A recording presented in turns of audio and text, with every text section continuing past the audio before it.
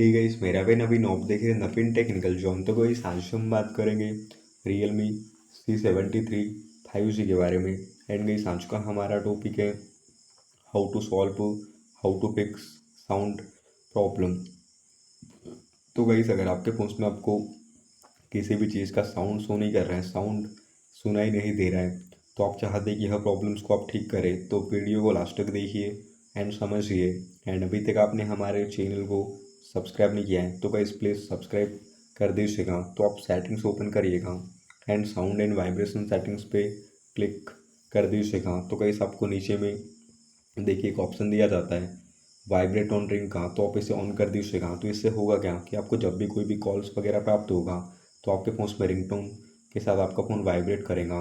And आप check कर लीजिएगा कि गैस आपका फ़ोन साइलेंट मोड पे तो नहीं है। अगर आपका फ़ोन साइलेंट मोड पे होगा तो आप अपने फ़ोन को साइलेंट मोड से हटा दीजिएगा।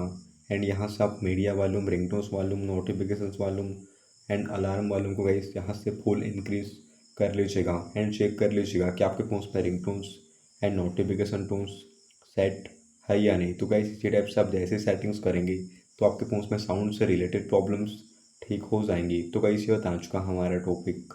उम्मीद है गाइस आपको वीडियो पसंद होगी। आज के लिए बस इतना ही। Thank you.